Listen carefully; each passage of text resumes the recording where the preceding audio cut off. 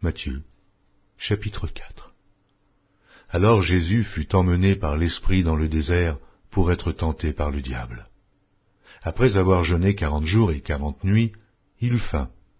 Le tentateur s'étant approché lui dit, « Si tu es le Fils de Dieu, ordonne que ces pierres deviennent des pains. » Jésus répondit, « Il est écrit, l'homme ne vivra pas de pain seulement, mais de toute parole qui sort de la bouche de Dieu. » Le diable le transporta dans la ville sainte, le plaça sur le haut du temple et lui dit, « Si tu es le Fils de Dieu, jette-toi en bas, car il est écrit, il donnera des ordres à des anges à ton sujet, et ils te porteront sur les mains, de peur que ton pied ne heurte contre une pierre. » Jésus lui dit, « Il est aussi écrit, tu ne tenteras point le Seigneur ton Dieu. » Le diable le transporta encore sur une montagne très élevée, lui montra tous les royaumes du monde et leur gloire, et lui dit, « Je te donnerai toutes ces choses, si tu te prosternes et si tu m'adores. » Jésus lui dit, « Retire-toi, Satan, car il est écrit, tu adoreras le Seigneur ton Dieu,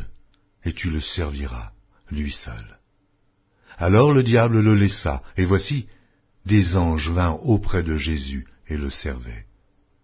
Jésus, ayant appris que Jean avait été livré, se retira dans la Galilée. Il quitta Nazareth et vint demeurer à Capernaum, situé près de la mer, dans le territoire de Zabulon et de Nephtali, afin que s'accomplisse ce qui avait été annoncé par Ésaïe le prophète. Le peuple de Zabulon et de Nephtali, de la contrée voisine de la mer, du pays au-delà du Jourdain et de la Galilée des gentils, ce peuple, assis dans les ténèbres, a vu une grande lumière, et sur ceux qui étaient assis dans la région et l'ombre de la mort, la lumière s'est levée.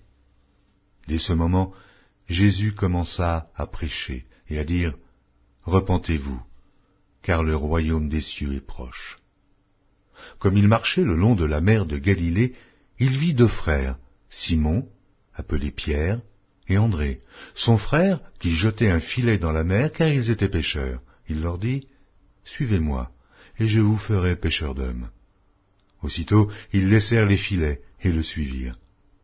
De là, étant allé plus loin, il vit deux frères, Jacques, fils de Zébédée, et Jean, son frère, qui étaient dans une barque avec Zébédée, leur père, et qui réparaient leurs filets.